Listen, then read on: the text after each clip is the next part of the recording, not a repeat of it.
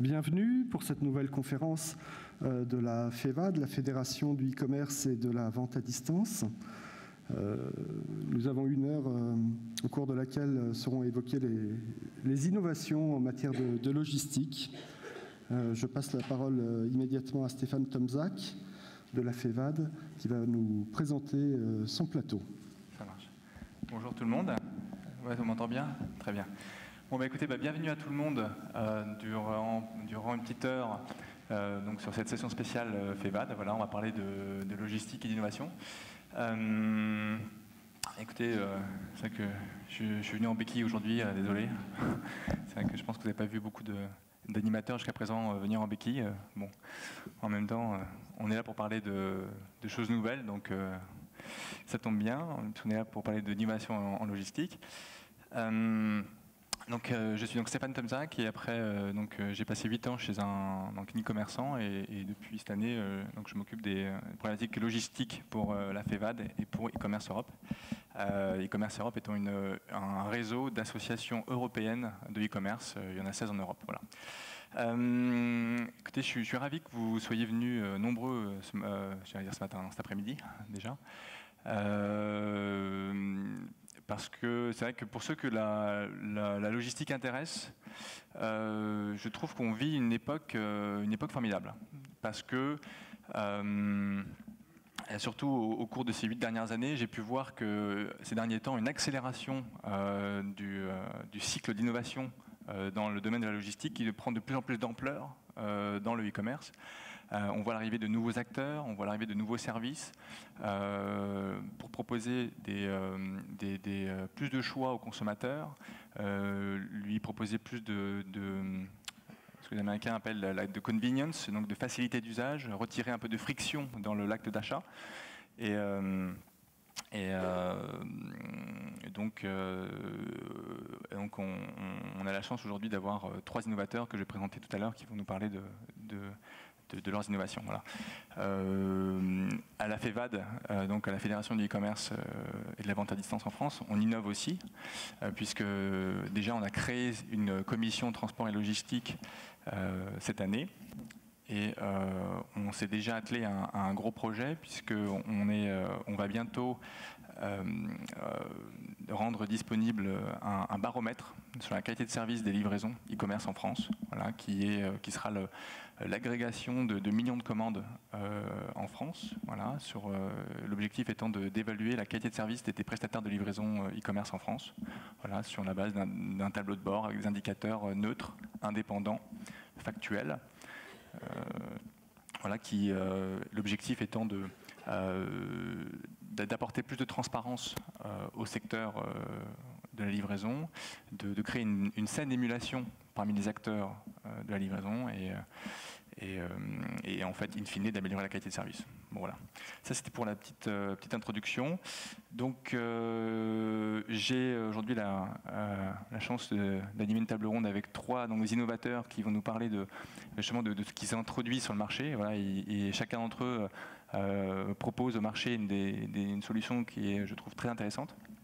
Donc, je suis donc j'ai à ma droite Rémi Langaigne, donc voilà, qui dirige et qui a créé une société de livraison qui s'appelle Colliweb, voilà, très intéressante, de livraison en 2 heures, mais il nous parlera de ça tout à l'heure. Thomas De Wilder, qui est aussi co-créateur et directeur marketing de Toc Toc Toc, là, pareil aussi une start-up qui est une place de marché et qui vous permet de vous faire livrer dans la demi-heure, dans l'heure qui suit les produits que vous venez de commander sur votre smartphone par exemple. Et tout à droite, à gauche pour vous, Franck Guellerin, qui est le VP Sales and Business Development de Borderlinks. Voilà.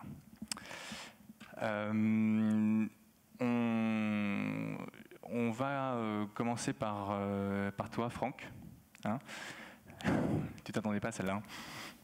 Alors, je m'étais mis exprès au fond pour être en dernier. Mais... Voilà. Alors, déjà, Franck, hier au e-commerce Awards, tu as gagné 2 prix.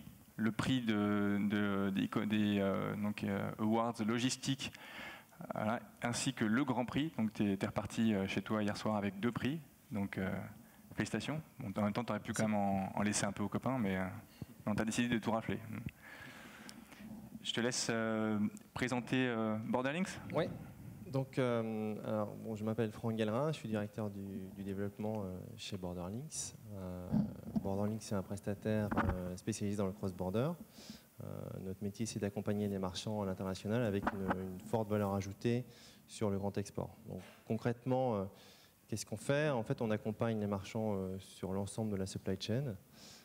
Ça veut dire que ça commence au niveau du front-end, donc avec des modules de service. Alors, je ne vais pas vous les lister tous, mais en gros, au niveau du front, ce qu'on propose, c'est d'abord la possibilité pour les marchands de calculer et d'afficher les droits de douane de l'ensemble des surcharges internationales pour leurs clients internationaux. C'est aussi, par exemple, la gestion des articles qui sont restreints ou interdits à l'export. Et puis, au niveau du back-end, il y a aussi, on exécute l'ensemble de la prestation logistique. C'est par exemple la production automatisée des liasses douanières, la livraison internationale qu'on sous-traite avec des transporteurs internationaux, évidemment, et puis la gestion des retours internationaux. On opère aujourd'hui depuis les États-Unis, depuis l'Europe, et on a ouvert nos premiers comptes en France dans les 12 derniers mois. Ok, merci Franck. Et toi, Thomas, alors, qu'est-ce que c'est TokTokTok? Est-ce que tu veux qu'on lance d'abord la vidéo? Lançons la vidéo. Tu avais ramené une vidéo, donc on lance la vidéo, puis après tu expliqueras un peu le service. Et ça marche. Bah écoute, ouais, j'ai rien de prévu ce soir, alors pourquoi pas?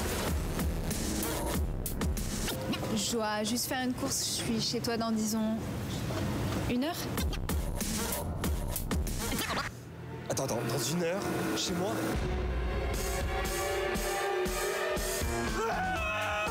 Là, on comprend que c'est le drame. C'est le moment dramatique du film.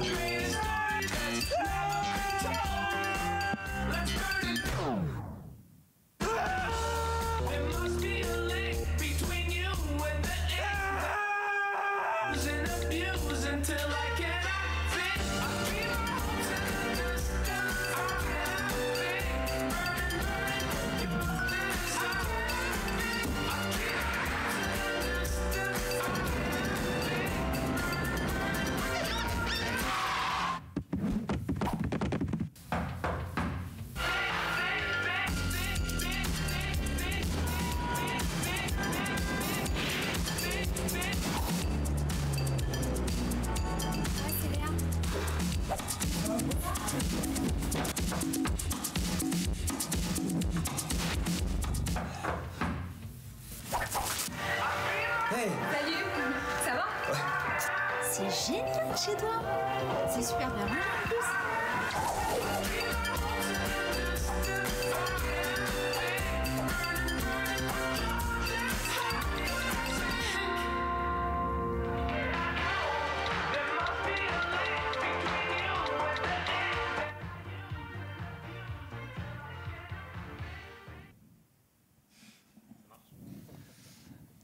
Donc voilà, bonjour, moi je suis Thomas de Wilder, donc je suis responsable de tous les aspects marketing et partenariat chez TokTokTok et je fais aussi partie de l'équipe fondatrice. Donc comme vous l'aurez compris, TokTokTok c'est un service qui permet de se faire livrer toutes ses envies en moins d'1 heure. Donc pour cela, on s'appuie sur une force de ce qu'on appelle des runners qui vont effectuer les achats en magasin pour vous et viennent vous les livrer ensuite directement chez vous, au bureau ou même en extérieur dans un parc. Donc voilà, je ne sais pas si on parlera un peu plus en détail de tout ça ensuite. Très bien, merci. Et en fait, donc la seule chose que vous ne faites pas en fait dans le film, c'est laver la vaisselle en fait. Mais laver la vaisselle, à part ça, TokTokTok fait tout le reste, quoi. C'est ça. D'accord. Et toi, Rémi, je lance la vidéo aussi, d'abord. Hop, allez. Pour Colliweb. Ok. Non, c'est pas ça, Colliweb. C'est l'effet démo à chaque fois. Alors, c'est bon.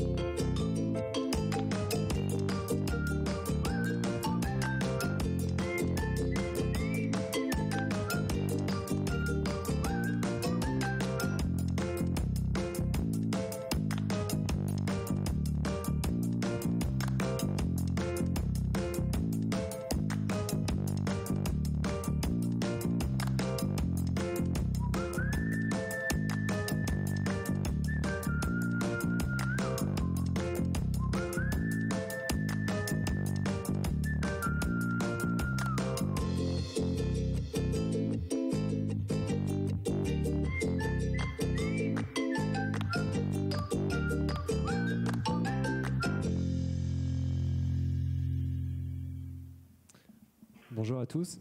Donc, je m'appelle Rémi Langagne, cofondateur de Colliweb. Et ça fait maintenant 2 ans qu'on construit justement un nouveau mode de livraison à apporter finalement et intégrer facilement pour des retailers, à la fois sur un canal de vente online et un canal de vente offline en boutique, où on a toute une technologie qu'on apporte à des coursiers professionnels. Et donc on vient connecter cette technologie pour sélectionner le meilleur coursier en temps réel en fonction de la typologie du colis et de la demande, si c'est une livraison chez un particulier, un professionnel. Et donc pour finalement intégrer facilement dans vos canaux de vente une nouvelle offre que ne peut pas proposer encore des géants comme Amazon ou autres. Donc voilà. Merci. Bon, j'espère que vous êtes d'accord avec moi. On a quand même là, vous avez vu, 3 belles innovations, 3 innovateurs intéressants, des solutions qui sont extrêmement récentes. Hein. On parle de choses qui existent depuis 1-2 ans peut-être. Enfin, bon. Donc là, vous avez des choses très récentes et très prometteuses. Alors, et qu'est-ce qui, alors moi j'aimerais comprendre en fait, qu'est-ce qui vous a incité à lancer vos 3 services, 3 services différents, mais pourquoi ces services-là? Comment vous est venu, je dirais, peut-être pas l'idée, mais voilà, l'envie de créer ces solutions-là en fait? Qui commence? Allez, je me lance. Vous êtes pour tout entre vous. Nous, en fait, on surfe sur la vague du e-commerce international. Je crois qu'on a tous lu ou vu ici récemment des articles qui exposent des chiffres assez dithyrambiques sur le potentiel de croissance à l'international. Internet a fait tomber les frontières. Donc, tout marchand est aujourd'hui un acteur global par définition. Par défaut, pardon. Maintenant, l'opportunité, elle est là, mais ça ne veut pas dire que le marchand est à même de saisir cette opportunité. Donc, nous, on a décidé qu'on allait essayer d'exonérer les marchands de toutes les difficultés qui sont liées à l'opérationnel pour leur permettre d'aller chercher cette croissance et d'offrir une expérience qui corresponde aux attentes, aux enjeux du marché et aux attentes des clients internationaux qui, pour la petite histoire, ont exactement les mêmes attentes qu'un client domestique. Alors, on discutera un peu plus tard du fossé qui existe aujourd'hui entre l'expérience qui est proposée à l'international et l'expérience locale, mais on va sans doute aller dans le futur chercher plus de précision, plus de services pour les clients internationaux si on a une vraie ambition de grandir à l'international. Voilà. D'accord, donc c'est pour retirer un degré de complexité pour les marchands qui veulent aller plus loin que leurs frontières domestiques. Exactement. Nous, évidemment, au cœur de notre métier, il y a la gestion des complexités douanières, qui sont une forme de protectionnisme qui existe encore partout, sauf en Europe. Alors, il y a des tas d'accords partout, mais en tout cas, en dehors de l'Europe, c'est compliqué d'aller vendre pour un marchand, ne serait-ce que pour aller en Suisse. Donc, nous, on est là pour rendre les choses simples pour les marchands et puis offrir une expérience positive au client final. Ok. Et pour Toc Toc Toc, par exemple, alors, d'où ça vous est venu Alors l'idée de base, je pense qu'elle vient de la part de Serge Allen, donc, qui est notre fondateur et qui, pour la petite histoire, il n'est pas là, donc je peux le dire, n'a pas son permis. Et donc il cherchait un moyen assez simple de pouvoir avoir accès à tout rapidement et facilement. Après, plus largement, en fait, il y a cette volonté des consommateurs qui est de plus en plus présente d'avoir tout immédiatement sur leur smartphone, très simplement avoir accès à une multitude de produits. Donc vous surfez sur cette vague du smartphone qui rentre de plus en plus dans les usages. Exactement, voilà, tout à fait. Et en plus, à côté, l'idée c'est d'agrandir la zone de chalandise du retail physique et leur permettre, avec une solution clé en main, d'augmenter leurs ventes, de développer leur chiffre d'affaires sur un modèle à la performance qui leur coûte rien tant qu'on ne fait pas rentrer 1 euro de chiffre d'affaires. D'accord. Donc apporteur d'affaires pour des enseignes qui viennent. Ouais, d'accord. Très bien, merci. Ouais, Colliweb, alors ça vient d'où ça? Enfin, c'est parti au tout départ de mon œil logistique de logisticien en voyant les problématiques sur le dernier kilomètre où il y avait. J'ai rencontré pas mal d'acteurs au final dans ces, que ce soit coursiers ou finalement des transporteurs ou dédiés sur la livraison de dernier kilomètre, et il y a beaucoup de problématiques et je me disais il y a beaucoup de simplicité à apporter dans tout ça à travers de la technologie, à travers des process qui doivent être tout simplement simplifiés et donc c'est vrai qu'il y a l'utilisation du mobile mais plus côté professionnel aussi pour qui viennent fluidifier tous ces process. Et ça s'est très bien couplé aussi avec mon associé Damien qui a une vision beaucoup plus client aussi, et une vision qui se porte sur le web, le e-commerce, avoir pas mal d'opportunités sur des marchés, notamment il y a 2 ans, qui sont encore aujourd'hui en avance au Royaume-Uni, aux États-Unis, où c'est des modèles comme ça qui émergent depuis plusieurs années. Et à centrer finalement la logistique comme vraiment une expérience client, parce que finalement la livraison, ça reste quand même le dernier lien entre son enseigne et son consommateur. Voire même le seul lien. Ouais. Et c'est la rupture vraiment de se dire on oublie le côté ingénieur logisticien et on pense vraiment, on ressente le client au cœur de l'expérience de livraison notamment, et c'est comme ça qu'on a couplé vraiment les 2 services. Donc, ça s'est construit. Donc chez TokTokTok, le smartphone il est dans la main du consommateur, et chez Coliweb il est dans la main du distributeur, du coursier. Pas que, parce que nous on a aussi développé toute une application métier pour nos runners qui leur permet en fait d'exécuter la mission dans les meilleures conditions. Donc, chez vous, donc, ils n'ont pas de PDA, ils n'ont que leur smartphone avec une application. En fait. C'est pour ça en fait ce service n'aurait pas été possible il y a quelques années, et que c'est aujourd'hui avec l'émergence des smartphones, et tout le monde a un smartphone, qu'on peut fournir du travail à nos indépendants, nos runners, mais aussi permettre aux consommateurs d'avoir accès très simplement à tout notre catalogue produit. D'accord, ok. Donc effectivement, le mobile au cœur de vos stratégies, voilà. À vous deux en tout cas. Un peu moins pour Borderlinks, mais... Nous, beaucoup moins. J'expliquerai après, mais on a une offre de service à l'international qui est aujourd'hui beaucoup plus pauvre de la part des transporteurs. Voilà. Donc on n'est pas du tout sur le dernier kilomètre. D'accord. Okay. Alors et vous, justement, donc vous êtes donc 3 innovateurs. Je suppose que évidemment, vous vous tenez hyper informé de ce qui se passe. Hein.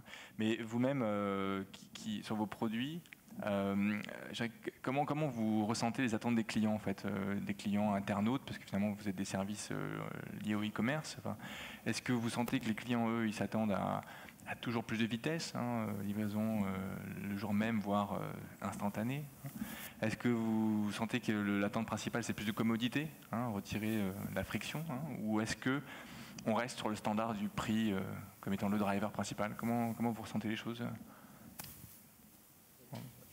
Ouais, juste après, je pense que tu pourrais bien compléter sur la rapidité. Et, juste sur ce point-là, c'est vrai que quand on met 2 offres au même prix, ce qui est choisi en plus de 80% des cas, c'est l'offre la plus rapide. Il y a une demande sur la rapidité. Mais je crois 80%, plus de 80%. Nous, quand on a fait des tests de Coliweb au même prix qu'un Colissimo, au final, c'était toujours dans la rapidité qui était choisie en plus de 80% des cas. Après, on a, c'est plus sur la partie finalement d'information sur où en est son colis, ou quand est-ce que je vais être sûr de réceptionner mon colis, quoi. Ça, c'est un des premiers freins, et donc cet esprit de commodité, finalement, on le retrouve sur un modèle de logistique sur rendez-vous plutôt. On retrouve avec des points relais, mais où il y a un délai toujours. Donc, c'est de savoir faire la part des choses entre quelque chose de je le veux tout de suite et quelque chose où je suis sûr de réceptionner mon colis. C'est ce qu'on a voulu mixer, par exemple, chez Coliweb, où on a les 2 offres, soit sur rendez-vous, soit en moins de 2 heures. D'accord, donc soit l'immédiateté, soit la prévisibilité, quoi. Oui, et ça, je compléterais juste sur le prix, parce que finalement, c'est quand même le nerf de la guerre, et encore plus en France que peut-être au Royaume-Uni ou d'autres marchés. Et c'est vrai que ces nouveaux services, ça amène aussi à penser les modèles différemment, un business model pour les marques, où c'est pas simplement un frais de transport, mais derrière c'est toute une... Enfin, il faut que ça soit vu pour des enseignes, des retailers, comme un potentiel d'augmenter son chiffre d'affaires simplement, de réduire son coût d'acquisition, d'augmenter son chiffre, son panier moyen d'achat grâce à des services comme ceux-ci. Après, il faut savoir le marketer. Est-ce que tu as constaté, tu as fait des tests, est-ce que ça a eu un impact sur le panier moyen, sur la fréquence d'achat, on a notamment dans de la pharmacie en ligne, avec la santé.net, on a à 30% de fréquence d'achat supplémentaire. Après, dans les... Plus de 30% de récurrence d'achat grâce à Coliweb, au service. Voilà, c'est les premiers résultats qu'on a en retombée. Après, sur la conversion, c'est toujours un peu compliqué, donc j'aime pas trop m'avancer sur les coûts de conversion. Et ensuite, c'est plus sur les coûts d'acquisition. On avait mené une opération pour la Saint-Valentin avec Etam Lingerie, où là, c'est vraiment joué sur le jour J, on vous livre en moins de 2 heures. Donc derrière, c'est pour amener du trafic sur le site finalement et de jouer sur l'attractivité grâce à ces offres-là. Donc il faut savoir le marketer, je pense, au bon moment pour optimiser derrière le retour sur investissement, que ce soit, là on vient d'ouvrir Habitat. Derrière, il propose justement la livraison Coliweb gratuit à partir d'un certain seuil de panier d'achat. Mais finalement, ce seuil de panier d'achat, il couvre les frais de subvention de la livraison. C'est peut-être du classique, mais justement sur des services innovants, le classique, il a encore plus de valeur et ça marche encore plus voilà, dans le marketing produit. Et après, c'est vrai que ça se fait au bon moment. Enfin, ça va dépendre du moment auquel on va pousser ces offres-là, notamment sur la rapidité de livraison et sur quel type de produit aussi. Et je pense que ça complète pas mal aussi de ce que vous faites. Toi, Thomas, t'en penses quoi? Ouais, nous, clairement, on met en avant la vitesse de livraison, puisqu'aujourd'hui, on a un temps de livraison moyen qui est de 35 minutes, temps qu'on va pouvoir largement compresser avec l'augmentation du nombre de runners, puisque le temps d'approche sera de plus en plus court. Donc on peut demain, on le fait déjà aujourd'hui, faire des livraisons en 17 minutes, et demain peut-être aller... C'est quoi le record aujourd'hui? C'est autour de 12 minutes pour du food notamment. Mais c'est imaginable pour tous à partir du moment où il y a un bon maillage de runners, mais aussi de retail. Finalement, ce qui est intéressant, c'est que le stock de produits, il est présent aujourd'hui dans le centre-ville.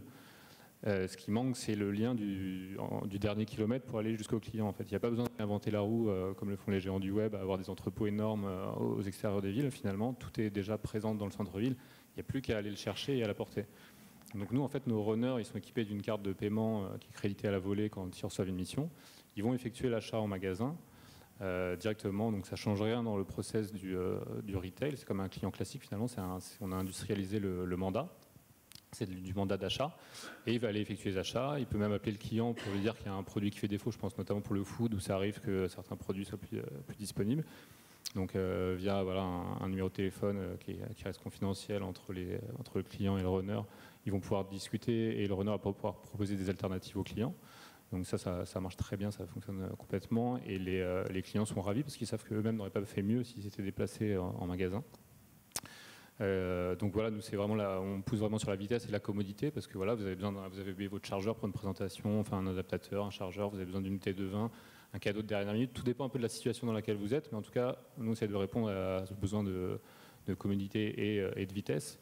Après, je rejoins Rémi sur le prix, ça reste un facteur très important et c'est pour ça que nous, on essaye de travailler main dans la main avec les retailers pour qu'eux prennent en charge une partie du prix et qu'on puisse proposer aux clients des frais de service très réduits. Aujourd'hui, on est entre 5 et 15 euros selon la distance, le temps estimé de passer en magasin, etc. Demain, on veut que tout soit disponible pour 5 euros. Donc ça arrivera avec la masse, mais ça arrivera aussi avec un partenariat profond entre nous et les partenaires. D'accord, donc c'est vrai que même malgré le côté innovant de vos services, vous êtes déjà en fait, vous vous heurtez aussi à la capacité du marché d'absorber un coût qui est forcément autre que celui d'un industriel de la logistique qui comprime sur des séries très longues, quoi. Donc, okay. Pour compléter ça, on a les deux côtés. On a le côté B2B aussi avec Noroto, par exemple, où on gère des réapprovisionnements entre centres. Là, le coût de livraison finalement est beaucoup plus par la centrale, visible. en fait. C'est ça. J'ai besoin de pneus. Je suis, je sais pas, dans centrale. Enfin, c'est entre magasins. Centrale, on fait ça sur toute la métropole lilloise. Donc, centrale Villeneuve d'Ascq. J'ai besoin de mes deux pneus. Aujourd'hui, c'est un technicien qui se déplace et sur des gros centres, ils ont en moyenne 8 heures d'un technicien qui circule. Et ce coût du technicien, finalement, ça leur revient moins cher d'utiliser 8 heures par jour en moyenne, donc avec plusieurs techniciens finalement qui vont chercher des pièces chez les distributeurs et autres. Donc le coût de livraison optimisé derrière, et l'outil aussi qui est simple, ça leur permet de faire des économies, quoi. Après, c'est vrai qu'en B2C, c'est une autre question, à savoir où on met le coût. C'est pour ça qu'il y a des modèles aussi à réinventer. Et, moi, c'est vrai quand on entend Amazon qui dit on préfère réduire nos délais de livraison plutôt que baisser de 10% nos prix sur nos produits, je pense que ça veut tout dire aussi dans le chiffre d'affaires que ça peut apporter en plus pour les enseignes, quoi. Après, il faut travailler étroitement aussi en partenariat avec les enseignes et c'est ça qui fera la réussite de ces projets innovants aussi de demain. D'accord. Bon, et toi, Franck, tu livres pas encore les États-Unis en 2 heures? Non, alors pour le coup à l'international, donc le prix est vraiment absolument au centre du jeu, c'est la carte maître. Pour une raison qui est évidente, c'est qu'envoyer un colis aux États-Unis, ça coûte, ou en Australie, ça coûte bien entendu 2, 3, peut-être 10 fois plus cher qu'une livraison domestique. Donc si vous êtes un commerçant et que vous avez un panier à 20 €, ça n'a pas de sens pour votre client de payer un article 20 € avec une livraison à 25 €. Donc vous avez une attente forte des clients au niveau du prix. Et puis il y a une relation, je pense, client-marchand qui est un petit peu différente d'une relation domestique. On est sur une relation qui est distante. Il y a une incertitude, il y a une inquiétude des clients finaux. Ils ont payé un marchand étranger. Ils savent bien que si jamais ça se passe mal, ça va être compliqué de récupérer leurs sous. Donc une attente, une relation de confiance qui est clé. Et pour ça, le marchand, il a besoin de vivre à hauteur de sa promesse logistique, qui est relativement simple à l'international. En gros, vous livrez en standard ou en express. Donc vous livrez en 1 à 3 jours ou vous livrez en 3 à 6 jours. Je schématise un petit peu, mais c'est un petit peu ça. De où vers où ça ? Pardon ? De où vers où ? De partout dans le monde aujourd'hui. Nous, on travaille avec DHL Express. On livre en Australie, dans les grandes villes, en 3 jours, mais dans les régions plus rurales, en 6 jours. Aux États-Unis, en 24 heures. À New York, c'est réglé. Mais évidemment, les régions un peu plus rurales, c'est plus compliqué. Mais la difficulté, l'inquiétude du client final, c'est si vous ne tenez pas cette promesse de livraison, en 2 à 3 jours, le 4e jour, c'est déjà un problème pour votre client final parce qu'il ne sait pas où est son colis. Il y a la transparence, le tracking, il y a des ruptures de chaîne sur toute l'étape de livraison qui peuvent intervenir. C'est compliqué de retrouver un colis parfois. Et dans la mesure où le client, vous n'avez pas encore gagné sa confiance, vous risquez de le perdre parce que l'expérience va être négative immédiatement. Donc la précision des informations qui sont livrées, c'est la deuxième clé, après, avec le prix évidemment de la livraison. Voilà. Ok. Toi Rémi, tu parlais à l'instant d'Amazon. C'est vrai que maintenant on entend de plus en plus donc toutes ces initiatives qui viennent de ces géants du web, comme Amazon, qui va de plus en plus dans la logistique et le transport. On peut aussi évoquer eBay qui a lancé effectivement eBay Now, c'est-à-dire de pouvoir aussi de mettre la place de marché dans la main de ces consommateurs et aussi d'être livrés dans l'heure. On peut aussi parler de Google Express Shopping, qui fait aussi à peu près la même chose, ou encore de Uber Rush, Uber, donc le VTC qui fait des tests depuis plusieurs mois sur la livraison de coursiers point-to-point à New York. Voilà, donc en fait, on voit toutes ces grandes plateformes en fait, du web qui se mettent de plus en plus à toucher à la logistique et à devenir prestataire de services. Ça vous évoque quoi, cette évolution du marché ? Disons que je pense que c'est pas une très bonne nouvelle pour le retail physique, parce qu'aujourd'hui, le retail physique profitait du fait que les gens avaient besoin de venir en magasin pour acheter des produits dont ils avaient besoin tout de suite. Si des géants du web, comme tu les as cités, commencent à proposer du same-day delivery, voire de l'instant, bon, c'est vrai qu'aujourd'hui, la barrière sera plus là, quoi. Les gens vont aller en ligne parce que c'est plus simple, parce que c'est plus rapide et ils ont le produit aussi rapidement. Maintenant, disons que on n'entend pas. Pardon. Donc, voilà, je pense que la part du e-commerce, qui est déjà très importante dans le commerce global, va encore augmenter et s'accentuer avec ce genre d'initiative. Après, sur est-ce qu'ils ont trouvé le Graal, la façon de faire et tout, je ne sais pas. Un petit article que j'ai lu qui est assez intéressant dans GeekWire récemment, qui s'appelle The Amazing Book Race. En fait, c'est un journaliste qui a commandé au même moment chez Google Shopping Express et chez Amazon Same-Day Delivery, donc à 11h le matin. Et on lui a annoncé des délais de livraison entre 18h et 21h, il me semble. Et donc en fait, il s'est avéré que il attendait à chaque fois qu'il voyait un DHL qui venait dans ses bureaux, il pensait que c'était pour lui, en fait c'était toujours pas pour lui, toujours pas pour lui. Ce qui fait que vers 15h, en fait, il s'est dit bon, je vais tester Postmates. Donc Postmates, c'est un peu notre concurrent à TokTokTok aux États-Unis. Et finalement, Postmates, bien qu'il ait commandé 4 heures plus tard avec Postmates, il a eu son produit au bout de 45 minutes. Donc ça me laisse penser qu'on a une vision qui est intéressante et que les géants du web, même s'ils ont, ils ont les moyens de faire des choses, ils n'ont pas forcément la meilleure approche, en tout cas pas la plus intéressante pour le client final. Et Postmates, c'est parce que, pareil, parce que ça partait du magasin. Pareil, c'est parce qu'en fait, le produit est disponible dans le centre-ville, il faut juste que quelqu'un aille le chercher et vous l'apporte. Donc c'est très rapide. En fait, on ne peut pas faire plus vite. À Amazon, ils ne pourront pas faire plus rapide que l'achat dans le magasin, puisqu'ils ont des entrepôts qui sont à l'extérieur des villes et qu'il faut bien avoir des hubs en centre-ville, faire transiter depuis l'entrepôt jusqu'au hub, etc. Ça prend un temps fou. Donc voilà, c'était juste pour partager cet article qui est assez intéressant sur ce que peuvent faire les géants, mais ce que peuvent apporter aussi les startups. D'accord. Ok. Alors Borderlinks, vous sentez une opportunité ou une menace? Alors déjà, il y a certaines initiatives, et je pense donc à eBay et Google, qui ont le mérite de remettre les commerçants locaux au centre du jeu. Alors ça reste des grandes chaînes essentiellement, derrière Google et eBay, les accords qu'ils ont, mais c'est un approvisionnement qui est local et ça c'est une bonne nouvelle. Et pour nous, Borderlinks, c'est à la fois inquiétant et appétissant. Inquiétant parce que le fossé se creuse entre l'expérience domestique, avec une frénésie d'offres aujourd'hui, on est sur le dernier kilomètre, tandis que l'offre internationale est extrêmement limitée, comme je vous ai dit il y a quelques minutes.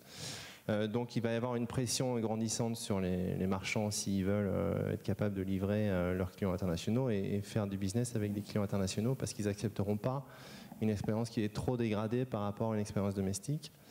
Donc pour nous, c'est aussi appétissant parce qu'on a une carte à jouer par rapport aux transporteurs aujourd'hui, qui est celle d'être en capacité d'agréger ces offres sur le dernier kilomètre pour compléter ce qu'on propose en termes de livraison avec les transporteurs internationaux.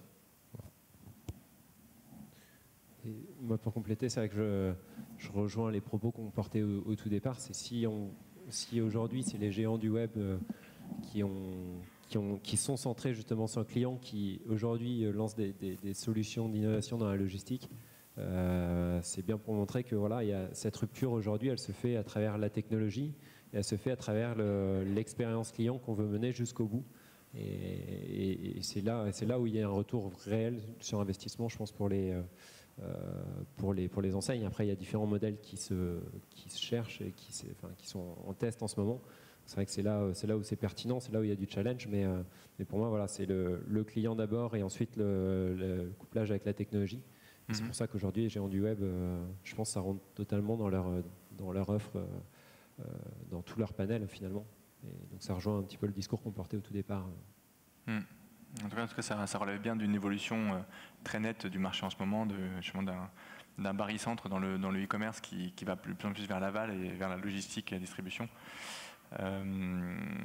D'accord. Mais bon, en fait, toutes ces initiatives, en même temps, elles sont américaines. Hein. Bon, et vous êtes des innovateurs français, on va dire. Est-ce que vous voyez comment est-ce que vous, en tant qu'observateur, je dirais insider de l'innovation dans la logistique, vous voyez l'innovation en France? Est-ce que nous aussi on sait innover en France? Bon, je suis devant 3 innovateurs, donc. France et Europe d'ailleurs, ouais. C'est difficile de répondre à cette question parce que d'abord, je pense qu'il y a une surexposition de marché et des opérateurs américains. On ne parle que d'eBay, de Google, d'Amazon, il ne se passe pas une journée. On parle beaucoup moins de ce qui se passe en Asie ou dans le reste de l'Europe. Donc je pense qu'on a une vision qui est un peu faussée. Malgré ça, clairement pour moi, alors vous ne serez peut-être pas d'accord Thomas et Rémi, mais aujourd'hui on est plus dans une logique de mise à niveau, de rattrapage sur le marché français. La grande majorité des innovations qu'on voit en France arriver, c'est des choses qui ont déjà été mises en place aux États-Unis. Alors, je suis bien placé pour le dire parce que autant Borderlinks, nous on est innovants en France, on est les premiers à offrir ce service, mais finalement c'est quelque chose qui existe déjà aux États-Unis depuis une dizaine d'années maintenant. Donc on n'a rien inventé chez Borderlinks, on a juste introduit un service parce qu'on pensait que le marché européen était suffisamment mature, le marché e-commerce était suffisamment mature pour qu'il y ait une opportunité de business. Donc, voilà ma vision aujourd'hui de l'innovation en France, en Europe. Ouais. Donc l'Europe ou la France comme marché de rattrapage en fait par rapport à ce qui se fait ailleurs, plutôt encore? Oui, absolument. Un marché de mise à niveau. Je pense qu'on est face à un marché aussi américain qui est très en avance sur le e-commerce, qui est déjà quasiment saturé, donc qui a besoin de différenciants forts sur les logistiques, qui vont au-delà du prix. Et ça fait quelques années déjà. En Europe ou en France, on y arrive seulement maintenant. Donc c'est aussi normal qu'on s'intéresse à ces problématiques seulement maintenant. D'accord. Et puis je crois que ça fait aussi, quand on voit le marché en France, au niveau du transport, c'est ça que je connais le mieux aussi, on est quand même culturellement sur un marché monotransporteur. Si on compare ne serait-ce que tout ce qui est Royaume-Uni, c'est déjà l'ambiance multitransporteur, il existe déjà depuis plusieurs années. Et c'est vrai que le modèle, il évolue aussi, je pense, en France du moins, par ces innovations où ça intègre d'autres modèles. Et je rejoins encore sur l'aspect technologique, en termes de tracking, en termes de plusieurs choses. Et toi, tu le vois aussi, je pense, avec les aspects douaniers, tout ça. Enfin, c'est finalement des process identiques quand il y a plusieurs transporteurs qui peuvent prendre en charge le colis. Donc ça, je pense que c'est aussi une des mentalités différentes en France, du moins, qui sont en pleine évolution. Et donc ça, c'est pour compléter aussi un peu les propos. Ouais, moi je pense que, je suis pas tout à fait d'accord parce que je pense qu'on a une grosse force de création en France. On a beaucoup d'innovations qui viennent de la France, notamment grâce à tous les efforts que fait le gouvernement pour nous permettre d'avoir des crédits pour recherche, des subventions pour la R&D, etc. Et au final, il y a plein de projets qui ont. Parce que je sais pas, j'ai entendu quelqu'un qui disait que la France était un paradis fiscal pour la recherche et développement, du fait du crédit impôt recherche. Ouais. Fiscal, non, mais c'est vrai qu'il y a beaucoup d'innovation qui est possible grâce à ça. Il y a un vrai. Ouais, tout à fait. Il y a une citation. D'accord. Et donc, excuse-moi, je t'ai. Non, et du coup, je pense que il suffit de voir les gros acteurs américains qui sont venus faire leurs emplois en Europe aussi. Je pense à Shuttle qui s'est fait racheter par eBay, qui a fermé le projet en Angleterre pour le relancer aux États-Unis. Donc, ça montre bien que l'Europe était en avance sur eux sur ce coup-là. Pour notre part, plus modestement, on s'est lancé vraiment en même temps que Postmates et on est les seuls à le faire en Europe, donc encore de l'innovation qui vient de la France. Non, je ne suis pas tout à fait d'accord. Je pense qu'on a vraiment beaucoup de choses à montrer et puis c'est vrai qu'on manque peut-être un peu de visibilité par rapport aux Américains. Ok, donc toi tu peux voir, donc on n'a pas de complexe à avoir. Non, je pense pas. Après, on a une culture du retail aussi qui est très ancré retail et le e-commerce est venu un peu en supplément, en supplément de toute la partie retail. Aujourd'hui, ça représente quand même encore 95%. Peut-être que les chiffres, la FEVAD pourra préciser un peu le chiffre, mais 95% du commerce. Et c'est vrai que la transition, elle est moins nette qu'aux États-Unis où la part est plus importante sur le e-commerce. D'accord. 90. On entend. D'accord, donc le e-commerce, plus le e-commerce progresse, et plus progresse l'innovation autour du e-commerce. Okay. C'est ça qu'il faut retenir. Ok. Et ben justement, et qu'est-ce qui manque encore aujourd'hui au marché? C'est quoi encore les lacunes à couvrir selon vous? Sur l'aspect vraiment B2C, parce que c'est ce qu'on connaît, je pense que ça manque clairement de transparence. Aujourd'hui, le client, il attend soit une tranche horaire très courte, soit même un délai précis pour savoir quand ses colis vont arriver chez lui. Je disais encore récemment là, que 30% des colis ont besoin d'être relivrés une deuxième fois parce que la première fois le client n'était pas chez lui, donc ça implique des coûts pour la société de livraison, un désagrément pour le consommateur final qui va devoir recommencer à être chez lui pendant un créneau horaire de 2-3 heures. Vous êtes à combien par exemple en non-livraison? 0%, parce que nous, en fait, on est sur de l'instantané. Donc le client, au moment où il passe commande, il est chez lui. En plus, pendant toute la phase de la commande jusqu'à la livraison, il a une map sur laquelle il peut suivre le runner en temps réel, comme vous pouvez le faire avec les VTC aujourd'hui. En plus de ça, s'il n'a pas envie de rester rivé sur sa carte pendant tout le trajet, on lui envoie des notifications par SMS à chaque étape clé. Donc quand le runner a accepté la commande, quand il a effectué les achats et quand il est au pas de la porte. Donc là, vraiment, j'ai envie de dire, même si vous avez envie d'aller prendre une douche, vous savez si vous avez le temps ou pas. D'accord. Donc c'est ultra précis. Je pense que c'est vraiment quelque chose que les gens recherchent aujourd'hui. D'accord, ok. Et vous, chez Colliweb, c'est quoi votre taux de succès Nous, on est à 3% actuellement, donc d'échecs. D'échecs, ouais, parce que 3% de réussite. 3% d'échecs. Ça donnait pas envie de. D'accord, ok. Sur des non-livraisons qui sont finalement livrées un petit peu plus tard, elles ne sont pas retournées en boutique, on arrive à trouver une solution finalement. D'accord, ok. Toi, Franck, tu. Alors moi, j'ai pas de taux de réussite à vous communiquer, c'est pas du tout le même business. Mais par contre, pour revenir à ta question sur des lacunes aujourd'hui dans l'e-commerce, nous, ce qu'on voit notamment dans l'industrie textile, c'est qu'il y a une espèce d'énorme incohérence économique et écologique. Aujourd'hui, la plupart des marchands de mode ou de prêt-à-porter, ils produisent en Asie. Au Vietnam, en Chine, au Bangladesh. Ils vont rapatrier leurs produits dans des entrepôts en France, en Angleterre, en Allemagne, aux États-Unis. Et puis derrière, ils vont adresser des clients en Asie, en cross-border. Donc les colis repartent individuellement chez des clients sur le marché chinois, qui est une espèce de nouvel Eldorado. Donc ça n'a aucun sens, évidemment, en termes de coût, parce qu'on a des produits qui font aller-retour.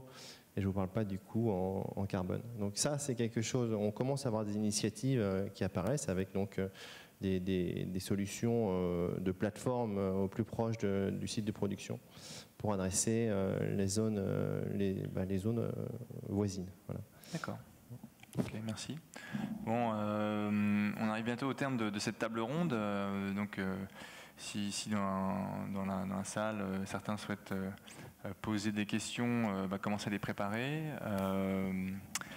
Et comme ça, à la volée, on va parler de quelques innovations. J'aimerais comme ça, à brûle pour point, avoir vos avis sur ce qui fait un peu la tendance du moment. Alors, je sais pas, un pour-contre, la livraison par drone.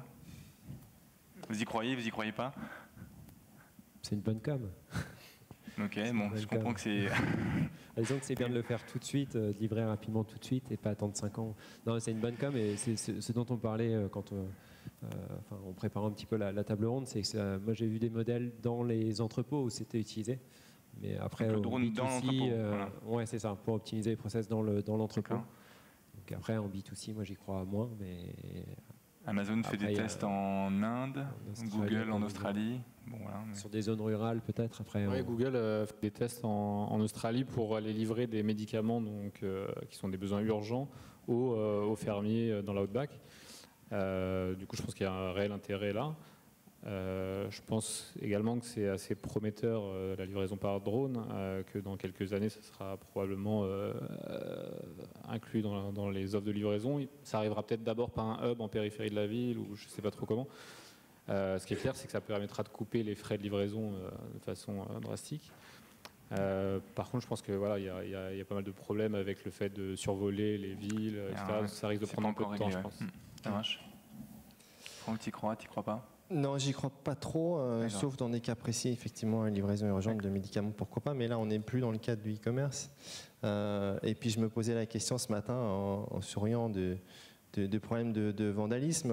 Ça va être un petit peu le retour au Far West avec l'attaque de la diligence, c'est-à-dire qu'on va avoir au-dessus de notre tête des drones qui vont passer des iPhones, dans des milieux désertés peut-être, voilà, avec des iPhones ou des objets de valeur. C'est évidemment très tentant de l'intercepter de manière absolument anonyme. Donc, j'imagine que les créateurs, les concepteurs y ont déjà pensé, mais je ne sais pas si c'est un modèle qui sera vraiment viable. Voilà. Ok, merci. Les boîtes aux lettres connectées, le fait d'avoir chez soi une boîte aux lettres avec un dispositif électronique à l'intérieur qui fait que vous savez quand est-ce que votre colis a été livré chez vous dans votre boîte aux lettres. Ça commence il y a des offres qui commencent à arriver.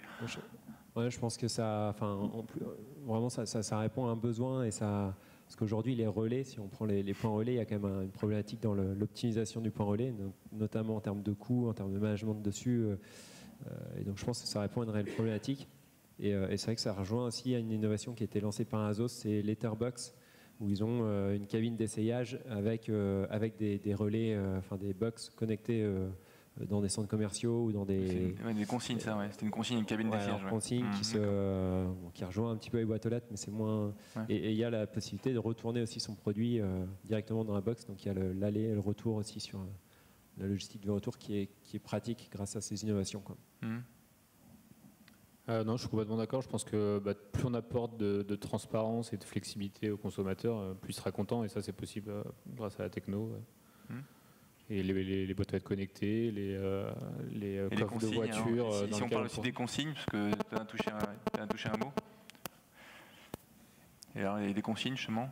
Si on regarde un peu les extensions, peut-être la consigne comme une extension de la boîte aux lettres connectée. C'est un peu, la consigne, pour moi, c'est un peu le point relais amélioré, parce qu'il n'y a pas d'heure de fermeture, quoi. C'est du 24/7. Quand la consigne vous allez récupérer quand vous voulez. Quand la consigne est dehors, ouais. Sinon, si c'est dans un magasin, c'est... Ils parlent même de faire des livraisons dans les coffres de voitures. Je crois que c'est Volvo qui a lancé ça. Ouais. Parce que voilà, votre voiture est toujours en bas de chez vous, votre bureau. Du coup, c'est vrai que c'est un endroit libre qui est vacant, dans lequel on peut entreposer des objets peut-être plus gros que même que ceux des boîtes aux lettres. D'accord. Toi, Franck, toutes ces innovations, tu crois qu'il y a un marché ou alors, la boîte aux lettres connectée, bof. D'abord parce que les marchands aujourd'hui, ils vous envoient, ou ils vont le faire de plus en plus, des textos pour vous dire que vous avez reçu vos colis. Donc, à quoi ça sert de avoir la confirmation par la boîte aux lettres, je ne sais pas. Par contre, je suis plus partisan de la consigne. Et éventuellement, si on voit un peu plus loin, de la consigne dans les immeubles. Après, à terme, on peut imaginer 5, 6, je sais pas, 10 consignes partagées par tout un immeuble avec un accès uniquement sur code qui est délivré par le marchand. Et qui ferait c'est ça, justement, les boîtes connectées. Et ça, c'est bon, c'est la boîte aux lettres connectée. Oui, la boîte aux lettres connectée, c'est tout petit, donc généralement, on peut c'est une boîte aux lettres plus conséquente. Alors, à ce moment-là, la boîte aux lettres deviendra la consigne à ce moment-là, d'accord. Ouais, c'est vrai que finalement, il y a une espèce de prolongement entre les deux services, entre la boîte aux lettres connectée qui est plutôt dans ton domicile, justement dans ton hall d'immeuble, versus la consigne. Mais c'est vrai que finalement, il y a une certaine perméabilité entre les deux concepts. Quant à la voiture, coffre connecté. Frais livré, non On plaisante parce que ta commande dans ton coffre. Moi, je trouve ça un peu farfelu.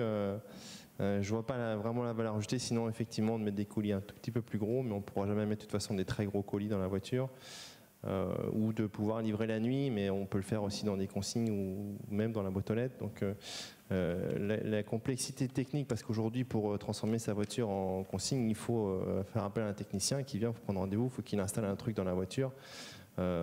Et une fois seulement que vous avez effectué cette opération, vous pouvez vous faire livrer dans votre voiture. Donc c'est un peu compliqué. Personnellement, si j'achète un bouquin et qu'il faut que je fasse venir d'abord un technicien dans la voiture pour installer le système, je regarde si j'ai autre chose d'abord de disponible. Volvo, ils disent qu'il n'y a pas besoin de faire ça en fait. La voiture est déjà équipée. Après, bon, ça peut être un... D'accord, donc il n'y a que les clients de Volvo qui pourront se faire livrer dans les voitures. Donc ça limite un peu Et donc ils veulent que tu achètes une Volvo. Voilà, voilà, ça limite un peu. Je crois que c'est l'arrière-pensée. L'intérêt. Ça marche. Merci. Est-ce que dans la salle, il y a des questions? Je vois deux mains qui sont levées, une devant et... Bonjour. En fait, j'avais une question pour TokTokTok et pour ColliWeb. Autant je vois bien vos prestations fonctionner dans des environnements urbains assez denses, autant je me pose énormément la question du fonctionnement de vos services dans des milieux un peu plus ruraux ou un peu plus éloignés des centres-villes, en fait. Alors, vous avez complètement raison. En fait, nous, on a une stratégie d'aller dans les villes où il y a des grands bassins de population. Donc, pour l'instant, on est présent à Paris, petite couronne limitrophe. Il y aura probablement 2 ou 3 autres pôles en France. Mais notre stratégie, c'est plutôt les grandes villes européennes et internationales. Donc vous avez compris, si vous voulez vous faire livrer par TokTokTok, c'est dans les grandes villes. Et dans la campagne, c'est par le drone Google, c'est ça. Voilà. Donc vous avez le choix en gros. C'est peut-être ça, remplacer des runners par un drone pour les zones rurales. C'est vrai que nous, on complète un petit peu plus de villes, parce que là, aujourd'hui, on en couvre 10. Et on est destiné à en couvrir une vingtaine, 20-25. Mais c'est vrai que mais c'est toujours quand même sur un périmètre de 20-25 km autour de hypercentres. Donc on reste quand même sur les agglomérations et on ne va pas non plus... et l'objectif, c'est pas de couvrir 100% du territoire, surtout en France où la géographie est quand même différente du Royaume-Uni. Et c'est vrai que c'est parce qu'il y a cette optimisation sur la livraison de dernier kilomètre et qui nous permet d'avoir aussi des coûts attractifs, parce qu'après, dès qu'on passe sur l'aspect rural, il y a des coûts qui sont plus élevés aussi. D'accord. Monsieur ? Oui, bonjour. Ma question, c'est le contrôle qualité dans tout ça. C'est bien, on fait du service rapide, on donne des habitudes bonnes ou mauvaises Ça, à chacun de le juger, à nos consommateurs, à toujours plus, toujours mieux. Mais on livre un colis, on délivre un colis dans une box, dans une consigne, comme à ancien temps à la gare. Le consommateur va récupérer le colis, il se trouve qu'il y a eu une casse, une avarie de transport, etc. Ça se passe comment ? Qui peut prouver que le consommateur, c'est pas lui qui a cassé le produit en le récupérant ? Comment ça se passe dans ces cas-là ? Et qui prend en charge le surcoût du retour, du remplacement, remboursement, etc. Donc la question du transfert de responsabilité, finalement, c'est une excellente question, mais comme vous n'êtes aucun d'entre vous dans la consigne, je ne sais pas si vous pourrez répondre. C'est vrai que nous, on n'a pas vraiment ce problème-là, parce que c'est une remise en main propre. D'autant plus que le client va noter le runner et le distributeur via l'application ou le site web une fois qu'il aura accepté la commande. Le runner lui demande à chaque fois de vérifier l'état de la commande avant de l'accepter, de donner son code d'authentification et de signer sur l'iPhone. Donc on n'est vraiment pas concerné par ce problème-là du tout. On est, pareil, c'est remise contre signature et en main propre aussi. Après, je pense qu'on y réfléchit aussi sur la délivrance, c'est d'avoir facilement de la photo qui fait office de preuve. Après, il y a aussi toutes les problématiques de le coursier est passé, enfin j'étais bien chez moi mais j'ai pas entendu la sonnette, donc c'est aussi d'avoir grâce au mobile encore une fois ou des systèmes PDA, d'avoir monté les informations de géolocalisation pour savoir si ça a bien été le statut client absent a bien été fait autour de livraison, savoir s'il y a bien eu un appel qui s'est fait au client final aussi sur son mobile. Enfin voilà, il y a plusieurs événements qu'on liste et qu'on note aussi pour sélectionner que les meilleurs aussi pour que les livraisons, justement, cette qualité, il y a tout un aspect de ranking qui est important.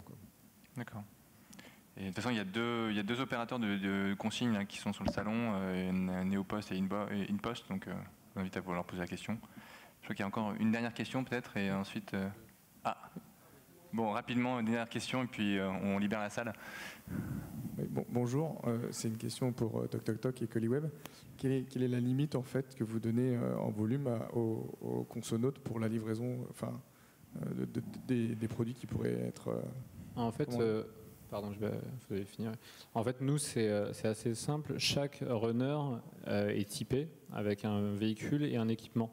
Donc en fait, on a des runners qui sont en vélo, d'autres en scooter et même certains en roller. Chacun ont des équipements différents, donc ça va être des sacs de coursier pour ceux qui sont en vélo, des sacs beaucoup plus importants qui vont pouvoir prendre des produits. Donc en fait, nous, on se limite à un certain volume, c'est celui du plus grand sac. Après, tous les flux sont optimisés en fonction de quel runner va avoir quoi. Si ça doit rester chaud, vous allez pouvoir, comme on peut avoir plusieurs lieux d'achat en même temps pour une seule mission, tout ça, pareil, c'est énormément de règles. Vous ne pouvez pas acheter deux produits chauds dans deux endroits différents, sinon il y en a un qui va refroidir, etc. Donc, en fait, tous les articles sont typés et en fonction du volume, ils sont envoyés à certains runners, en fonction de la fragilité aussi. Nous, on va de la lingerie à des toilettes WC, comme on fait avec Leroy Merlin. Donc, c'est maximum format Chronopost, 30 kg, parce qu'on a aujourd'hui une offre transporteur avec une personne. Donc voilà, c'est le maximum qu'on fait dessus. On réfléchit à apporter maintenant la techno sur deux transporteurs pour avoir des choses beaucoup plus encombrantes et un réel service aussi sur ces choses-là. Alors, oui, rapidement, une dernière question à Borderlinks sur la typologie des produits concernés par le service, parce qu'on imagine bien qu'en France, au pays du luxe, etc., ça ne va pas être des produits à faible marge qui vont être expédiés à l'autre bout du monde. C'est pas du produit, c'est pas de la fringue, c'est pas de la high-tech, c'est pas tout ça. Donc effectivement, ça correspond à une certaine typologie de produits. Et quel produit, et éventuellement du coup, quel autre pays européen vous souhaitez développer pour Alors on travaille beaucoup avec des marchands de mode, essentiellement, enfin, avec un positionnement qui est plutôt, on va dire, à partir du moyen vers le haut de gamme. Évidemment, les marchands de luxe, c'est beaucoup plus cohérent pour eux d'absorber le coût du shipping international. Donc ça a beaucoup de sens pour eux de livrer à l'étranger sans être impacté par ce coût international. On a réalisé assez rapidement avec des marchands qui avaient des paniers à une valeur très faible, je pense à 10 ou 20 euros, que le modèle économique ne tenait pas. Donc aujourd'hui, on travaille essentiellement avec des marchands de mode, des marchands de joaillerie, quelques marchands aussi de biens de consommation courante. Voilà. Et le développement Borderlinks aujourd'hui, virtuellement, on peut opérer n'importe où en Europe. Donc on travaille essentiellement sur les marchés français et anglais pour des questions de localisation des équipes. Mais demain, on sera ravis d'aller en Espagne, en Italie ou en Allemagne, qui sont aussi des gros consommateurs de marques, enfin des gros exportateurs pardon, de marques de mode. Voilà. Alors, en Espagne, vous avez les groupes Inditex, Desigual, etc. En Italie, bien entendu, vous avez toute l'industrie du luxe. Et en Allemagne, on va plutôt discuter avec des gens sur de l'équipement. Voilà. Ok. Pardon ? Non, on fait que du B2C. D'accord. Justement, ta réponse, Franck, me permet de faire une petite page de pub, parce que demain matin, à 9h30, j'anime une autre table ronde sur le cross-border. Justement, donc là, on va parler que de ça. Donc avec des marchands qui vont aussi apporter leur témoignage sur comment ils ont fait pour faire du cross-border. Donc c'est demain matin 9h30, plénière en salle 6. T'aurais dû m'inviter. Pardon ? T'aurais dû m'inviter. Tu pouvais pas être partout, déjà tu as eu tous les prix, ça suffit comme ça quand même. Bon, merci à vous trois d'avoir témoigné de vos expériences et merci à vous de votre présence. Merci de nous avoir accueillis. Merci, oui.